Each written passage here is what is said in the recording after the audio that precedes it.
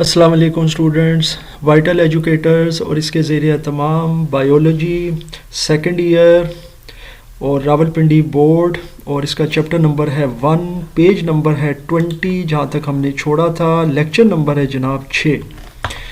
अच्छा जनाब, page number 20 पर हमने नेफ्रॉन्स के बारे में पढ़ा, जुक्सामेडुलरी नेफ्रॉन और उसके मामलात, कॉर्टेक्स, मेडुला, कॉर्टिकल।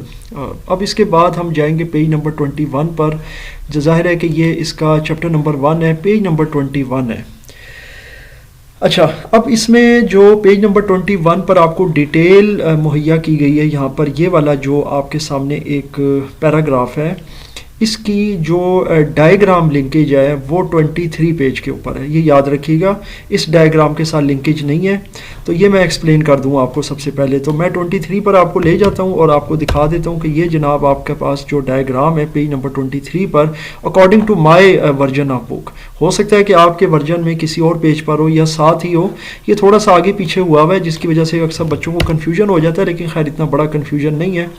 ये तमाम जो भी टर्म्स हैं, Bowman's capsule, glomerulus, afferent, efferent, of loop of Henle, distal वगैरह, ये सब चीज़ें आपके पेज नंबर 23 का जो डायग्राम है वहाँ पर मौजूद हैं यहाँ पर जनाब। और डायग्राम का जो नंबर है वो है 15.12। तो ये यहाँ पर मौजूद है। इसी को इंशाल्लाह ताला हम एक्सप्लेन करेंगे अपने इस लेक्चर के अंदर। तो ये चीज़ आपने क्लियर कर लेनी है और इसको मैं करने लगा हूँ जनाब जूम आउट, ताकि ये हमारे एक प्रॉपर फ्रेम के अंदर आ जाए। ये जनाब अभी आ गया है हमारे फ्रेम में ये।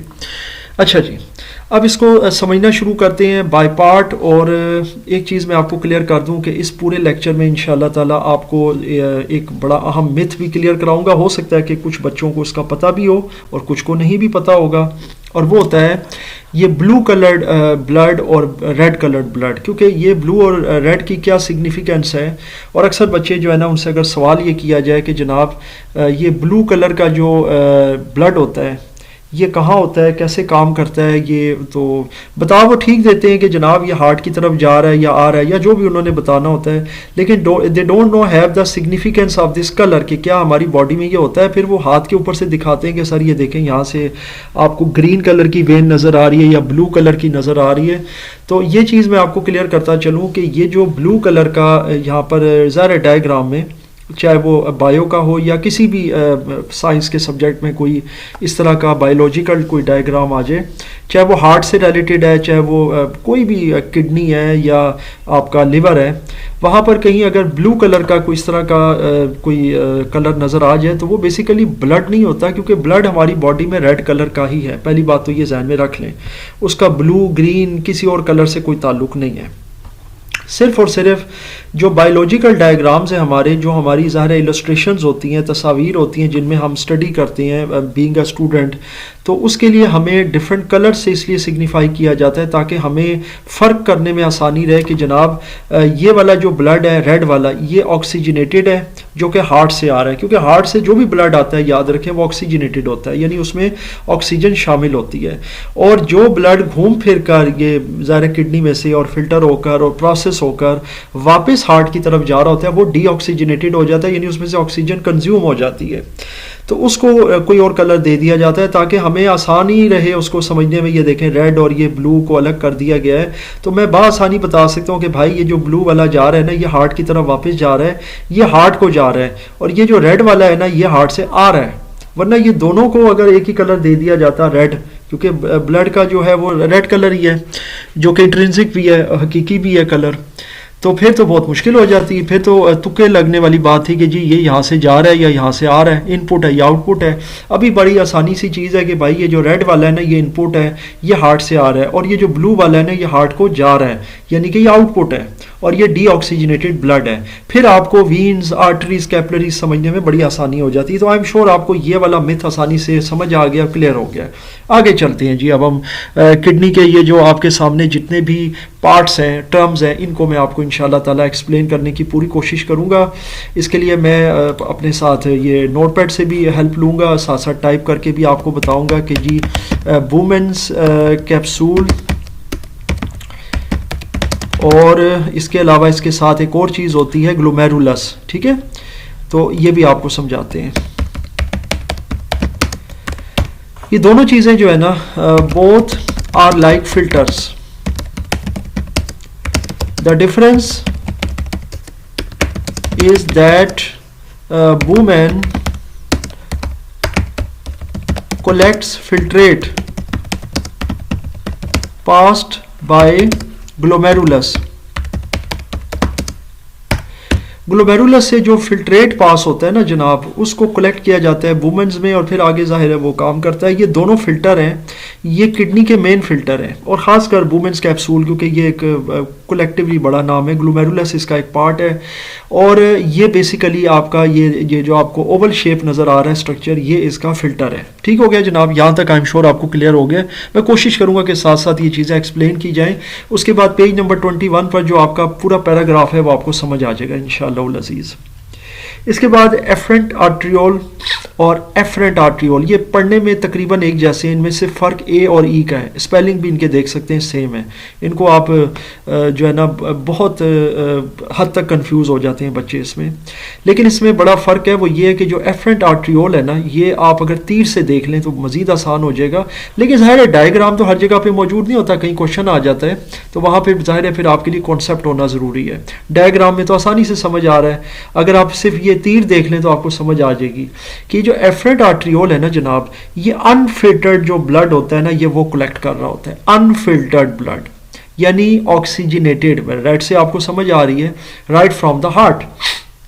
सो जनाब एफरेंट वाला क्या कर रहा है, ये जनाब इधर से फिल्टर्ड, क्योंकि आप ये देख रहे हैं कि ये इधर से कलेक्ट होकर फिर फिल्टर होकर इसमें से जो कसाफतें हैं उसमें से साफ होकर तो ये इधर से जा रहे हैं। ये आप एरो देख रहे हैं, ये एफरेंट आर्ट्रियोल जो ई वाला है ये वो काम कर रहा है। तो ये आई एम श्योर आपको ये चारों चीज़ें क्लियर हो गई हैं यहीं पर। अब हम थोड़ा सा इधर आते हैं और यहाँ से अब ज़ाहिर हम यूँ नहीं चलेंगे कि ब्रांच ऑफ इधर आए या डिस्टल की तरफ। अब मैं आपको लूप ऑफ हैंडल पहले समझाता हूँ, फिर हम आगे जाएंगे। देखिए लूप जो है ना, इसका मतलब होता है कि एक क्लोज लूप है, एक यहाँ पर एक जो है ना इसका एक सर्कल सा बना हुआ है, एक ब्रिज सा बना हुआ है। लूप एक फंदे को भी कह सकते हैं, एक कोई गिरा को भी कह सकते हैं लूप। तो लूप ऑफ हैंडल का मतलब ये होता है कि जनाब यहाँ पर ये आपस में क्लोजली लिंक्ड होती हैं चीज़ें, जो भी चीज़ें हैं वट एवर, चाहे वो डक्ट्स हैं, लिम्स हैं, वट एवर। अच्छा अब बात करते हैं कि जनाब लूप ऑफ हैंडल में दो चीज़ें मौजूद हैं, एक है असेंडिंग लिम्ब और एक है डिसेंडिंग लिम्ब। डिसेंडिंग और असेंडिंग नाम से जाहिर है, डिसेंडिंग नीचे को आना और असेंडिंग ऊपर को जाना। अगर आप ये वाला इसका जो है ना ये देखें कि ये डायरेक्शन जो है ना ये लाइन की कहाँ जा रही है, इधर ये ऊपर की तरफ एरो इशारा कर रहा है। डिसेंडिंग वाले की लाइन यहाँ अटैच हो रही है, ये नीचे की तरफ इशारा कर रहा है, डिसेंड हो रही है। ये करते क्या है असेंडिंग और डिसेंडिंग, ये आपको मैं समझा देता हूँ। आगे आपने अब ये डायग्राम तो देख ही लिया और समझ लिया है, अब मैं ज़रा आपको असेंडिंग और डिसेंडिंग के बारे में बता देता हूँ कि जनाब असेंडिंग लिम्ब क्या करता है, फिर उसी से एसोसिएटेड डिसेंडिंग हो जाएगा, उसका उलट हो जाएगा। पहली बात तो ये है कि जनाब it is impermeable to water and pumps out salts results in the। अब अगर ये impermeable है तो फिर ये क्या करता है जनाब, ये फिर आपका dilute results in the dilute urine concentration। ये सबसे मैं कोशिश करूँगा कि आसान आपको डेफिनेशन दी जाए, मुश्किल ना हो, क्योंकि जाहिर है अगर यही डेफिनेशन मुश्किल हो जाए तो फिर आपके लिए बड़ा जाहिर है आगे उसको समझना बहुत मुश्किल हो जाता है। ये रीअब्जॉर्ब करता है मुख्तलिफ आयन्स, यानी कि it reabsorbs different ions, like for example. अब ये कौन कौन से आयन्स जो है ना इनको रीअब्जॉर्ब करता है, तो इसमें आप जाहिर है कि समझ सकते हैं बड़े अच्छे तरीके से। जैसे सोडियम है, इसको मैं इस तरह लिख देता हूँ, पोटासियम है, इसको मैं अपने पीरियोडिक टेबल के जो उनके नंबर है वो कर रहा हूँ। क्लोराइड आयन्स है, फिर उसके बाद मैग्नीशियम है Mg, फिर उसके बाद कैल्शियम है Ca।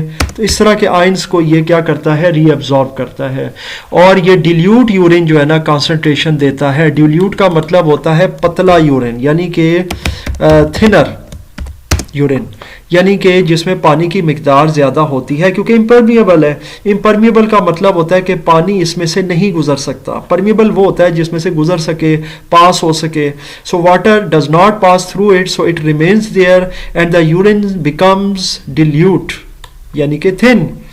और ये रीअब्जॉर्ब कर देता है मुख्तलिफ आयन, जिसमें ये है आपका सोडियम, पोटासियम, क्लोरीन, मैग्नीशियम और कैल्शियम, और इसके अलावा भी बहुत सारे हैं। बारह ये चंद एक मैंने आपके सामने मिसालें पेश की हैं। सो ये करता है असेंडिंग लिम्ब। अब इसी को मैं यहाँ से कॉपी कर देता हूँ, तो आपको डिसेंडिंग इसके उलट है वो समझ आ जाएगा। यहाँ मैं एटसेट्रा लिख के बंद कर देता हूँ। ये डिसेंडिंग आ गया जनाब, तो इसको सिर्फ DESCENDING सिर्फ स्पेलिंग चेंज कर देता हूँ, और इम्परमिएबल की जगह जनाब ये परमिएबल हो जाएगा। Permeable to water and pumps out, salt की जगह वाटर कर दें। Results in the dilute urine है, इसकी जगह पे आप कर दें, यानी कि चूंकि जाहिर है आपका यूरिन जो होता है वो पतला होता है, इसमें थोड़ा सा वो हो जाएगा, अनडिल्यूट हो जाएगा, या इसको आप कह सकते हैं कि बहुत ज़्यादा डेंस हो जाएगा, तो इसको हम कहेंगे कॉन्सेंट्रेटेड यूरिन, ये हो जाएगा जनाब। सो डिसेंडिंग लिम्ब जो होता है वो उसके उलट है, ये परमिबल होता है वाटर के, इट बनी water does not pass through it, और वो उसको रोक देता है जनाब। और फिर उसके बाद वो क्या करता है जनाब कि जब वो पास कर देता है वाटर को, तो ये आपका कॉन्सेंट्रेट हो जाता है। ठीक है जनाब, तो ये चीज़ें हैं थोड़ी सी इसमें समझने वाली। इम्परमिबल में ये होता है कि वाटर जो होता है ना वो उसको पास नहीं होने देता, वेयर एज परमिबल में पास होने देता है, यानी परमिबल होता है। ठीक है, कोई भी चीज़ उसमें से पास हो जाए, गुजर जाए, और फिर उसका रिजल्ट क्या होता है कि वो डिहाइड्रेटेड यूरिन हो जाता है आपका। डिहाइड्रेटेड मीन्स ये कि उसमें पानी की मिकदार कम होती है, कॉन्सेंट्रेटेड यूरिन होता है। तो यहाँ तक आई एम श्योर आपको असेंडिंग और डिसेंडिंग जो है ना उसकी समझ आ गई है। इसके बाद हम देखते हैं जनाब नेक्स्ट आगे क्या चीज़ है। अब आगे अगर ट्यूबोल्स की तरफ मैं आऊँ तो प्रॉक्सिमल ट्यूबोल है और डिस्टल ट्यूबोल है। इसको समझ लेते हैं कि जनाब प्रॉक्सिमल ट्यूबोल क्या कर रही है और जाहिर है कि डिस्टल ट्यूबोल क्या कर रही है। इसमें अगर हम इसको थोड़ा सा देखें तो प्रॉक्सिमल ट्यूबोल जो है ना वो आपके सामने ये, और डिस्टल ट्यूबोल देखें तो वो ये है, यानी कि ये दोनों तरह की जो ट्यूबोल्स हैं वो आपके सामने है। अब इसमें होता क्या है जनाब, इसको ज़रा अगर हम समझ लें तो फिर ये चीज़ आपको थोड़ी सी समझ आ जाएगी। ये बेसिकली जो प्रॉक्सिमल ट्यूबोल है ना, ये आपके मुख्तलिफ आयंस की कॉन्सेंट्रेशन को रीअब्जॉर्ब करती है, जिसमें सोडियम है, वाटर है, ख़ासकर जो पानी है, ग्लूकोज है और अमाइनो एसिड्स हैं। ये चीज़ें जो है ना ये इनको यानी इनकी रीअब्जॉर्प्शन करती है प्रॉक्सिमल ट्यूबोल। आई एम श्योर आपको यहाँ तक समझ आ रही है। ये चीज़ इसके लिए यानी कि यूँ कह लें कि फेमस है, या इसके लिए ये रिस्पॉन्सिबल है। प्रॉक्सिमल ट्यूबोल का मैं यहाँ पर लिख भी देता हूँ, प्रॉक्सिमल ट्यूब्यूल। सो जनाब प्रॉक्सिमल ट्यूब्यूल जो है ना वो आपकी क्या करती है, इट रीअब्जॉर्ब्स फॉलोइंग। मिसाल के तौर पर सोडियम, उसके बाद H2O, अब ये जाहिर है इसमें तो O ऐसे ही लिखा जाएगा, 2 जो है वो नीचे आता है, बरल वट। इसके बाद है ग्लूकोज C6H12O6, आपको पता है, अमाइनो एसिड्स, अमाइंस और वो सारे जो होते हैं। तो ये चीज़ें जो है ना ये ज़रा रीअब्जॉर्प्शन इसकी तरफ ले जाती है, और इसी से रिलेटेड जो है ना जी अब आगे आ जाती है आपकी डिस्टल ट्यूबोल। जी जनाब, डिस्टल ट्यूबोल। अब डिस्टल ट्यूबोल क्या करती है, ये देखें इसके साथ है, ये आप इसका स्ट्रक्चर यहाँ पर देख सकते हैं कि डिस्टल ट्यूबोल क्या करती है। ये इसका बड़ा इंपॉर्टेंट फंक्शन है जी। ये करती है जी दो तरह के बड़े इंपॉर्टेंट काम, यानी कि यहाँ से मैं इसको डिलीट कर देता हूँ। इट रेगुलेट्स एंड मेंटेन, मैं ये कहूँगा इसको, क्योंकि रेगुलेट करती है एंड मेंटेन, एक तो blood pressure and electrolytes level. ये बहुत इंपॉर्टेंट है आपकी बॉडी के अंदर, आपके ब्लड के अंदर इलेक्ट्रोलाइट्स का लेवल। इलेक्ट्रोलाइट्स आपके क्या होते हैं, जिसके अंदर जाहिर है कि आपका सोडियम है जनाब, पोटासियम है और कैल्शियम है वगैरह वगैरह, यानी बहुत सारे इसके अंदर ये इलेक्ट्रोलाइट्स होते हैं। और अगर ये इलेक्ट्रोलाइट्स मेंटेन ना हो तो फिर ये बहुत ख़तरनाक हो जाता है ब्लड के लिए। वैसे तो हर एक फंक्शन जो है ना जो अल्लाह ताला ने आपकी बॉडी में रखा है, अगर उसके अंदर कोई इम्बैलेंस हो तो वो ख़तरनाक होता है, लेकिन ये इलेक्ट्रोलाइट्स तो इंतहाई ख़तरनाक होते हैं, यानी कि ये फिर इवेंचुअली जो है ना वो रेनल फेलियर की तरफ ले जाते हैं, या यूँ कह लें कि किडनी फेलियर की तरफ ले जाते हैं। तो इलेक्ट्रोलाइट लेवल जो है वो बड़ा इंपॉर्टेंट है, उसका जो यानी कि लेवल है ब्लड के अंदर रहना, और ब्लड प्रेशर भी ऑब्वियसली वो बहुत इंपॉर्टेंट होता है। तो ये चीज़ जो है ना ये इसको बेहतर तरीके से मेंटेन करता है distal tubule. So I am sure आपको ये चीज़ भी यहाँ तक समझ आ गई है। अब इसमें आई एम श्योर आपको यहाँ तक कोई इशू नहीं रहा है। अब हम ये लूप ऑफ हैनल्स और जिसमें डिसेंडिंग और असेंडिंग को हमने समझ लिया था, अब हम ज़रा ब्रांच ऑफ रेनल वेन को देख लेते हैं। अब आपको ये समझना मुश्किल नहीं है कि यहाँ से फाइनली जो डीऑक्सीजनेटेड ब्लड है ना वो वापस हार्ट की तरफ जाएगा, और फिर उसके बाद उसका काम वही है कि उसने जनाब ज़ाहिर हार्ट में जाना है, पंप होना है और वहाँ से ऑक्सीजनेटेड होना है, ऑक्सीजन उसमें शामिल होनी है, और फिर वो अल्लाह ताला का एक निज़ाम है कि वो वापस किडनी के अंदर आ जाना है। और ये हर बीट के साथ होता है, यानी हर हार्ट बीट के साथ ये प्रोसेस होता है। यानी आप देख सकते हैं कि ये प्रोसेस हमारी बॉडी में कितना कॉम्प्लिकेटेड और कितना इंपॉर्टेंट है। अब आते हैं कलेक्टिंग डक्ट की तरफ। इसको समझ लेते हैं कि कलेक्टिंग डक्ट क्या होती है जी। ये आपकी जो बॉडी के अंदर एसिड बेस कंसंट्रेशन है ये उसके लिए ये काम करती है। ठीक हो गया जनाब। यानी कि आप यूं कह लें कि ये एसिड बेस कंसंट्रेशन को मेंटेन भी करती है और एसिड और बाइकार्बोनेट्स को सेक्रेट भी करती है। तो ये मैं यहाँ पर कलेक्टिंग डक्ट का लिख भी देता हूँ। कलेक्टिंग डक्ट, डक्ट पाइप के समझ लें कि एक पाइप टाइप होता है। तो it maintains the acid base level in the body and secretes का मतलब होता है खारिज करना, acids and bicarbonates। सो जनाब ये चीज़ें यहाँ तक कलेक्टिंग डक्ट्स के हवाले से भी आ गई हैं। सो आई एम श्योर आपको यहाँ तक ये चीज़ जो है वो अच्छे से समझ आ रही है। और इसके बाद हम वासा रेक्टा की तरफ चलते हैं कि जी वासा रेक्टा क्या करता है। ये जाहिर है कि मेडुला के मुख्तलिफ सल्यूट्स होते हैं, ये उनकी कंसंट्रेशन के लिए होता है, और ये कंसंट्रेटेड यूरिन जो है ना ये प्रोड्यूस करता है वासा रेक्टा। ठीक है, कंसंट्रेटेड यूरिन अब आपको समझ आई गई है कि जिसमें लेस वाटर होता है और हाई सल्यूट लेवल होता है। ये बल्कि मैं यहाँ पे कंसंट्रेटेड यूरिन का लिख भी देता हूँ क्योंकि अक्सर बच्चों के लिए ज़रा मुश्किल हो जाता है। कंसंट्रेटेड यूरिन यानी कि इसको पूरा फॉर्म अगर मैं बता दूं तो कंसंट्रेटेड यूरिन। सो कंसंट्रेटेड यूरिन जो होता है ना उसमें लेस वाटर होता है जनाब एंड मोर सल्यूट्स होते हैं,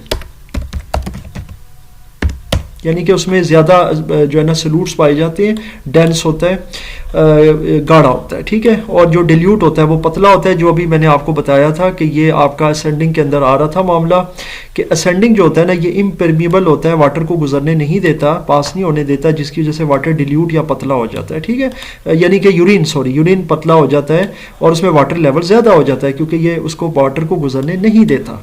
चलिए जी अब हम आते हैं कंसंट्रेटेड यूरिन से और यहाँ से, और ये ज़ाहिर है वासा रेक्टा का ये एक फंक्शन है जिसमें ये कंसंट्रेटेड यूरिन जो है ना उसकी प्रोडक्शन में अहम किरदार अदा करता है, और इसके जो कंसंट्रेशन सोल्यूशंस होते हैं मेडुला के उसके साथ इसका लिंक होता है वासा रेक्टा का। ये चीज़ यहाँ तक आई एम श्योर आपको क्लियर हो गई है। उसके बाद अब मैं नहीं समझता कि इसमें कोई चीज़ जो है वो करने वाली रह गई है। सारी चीज़ें आई एम श्योर आपको क्लियर हो गई हैं। रेनल वेन्स आपको क्लियर हो गई हैं, ये जो इसकी ब्रांचेज़ हैं, और इसके अलावा इसमें आई एम श्योर ये पेरीट्यूबुलर कैपलरीज़ हैं। कैपलरीज़ आपको पता है ये वाटर कलेक्टेड है, यानी कि ये इनका काम ये होता है कि जनाब ये आपका ऑक्सीजनेटेड ब्लड जो होता है वो गुजर रहा होता है, जो हार्ट की तरफ से आ रहा होता है, ये सारे इसके पाथ हैं। सो जनाब ये यहाँ तक हमारा लेक्चर जो था अल्हम्दुलिल्लाह ये यहाँ तक क्लियर हो गया है। उसके बाद ये जो चीज़ें रह गई हैं फिल्ट्रेशन, रीअब्जॉर्प्शन, ये सारे का सारा मैं ये जो अभी तक मैंने आपको करवाया है ना ये इसमें अल्हम्दुलिल्लाह क्लियर हो चुका है।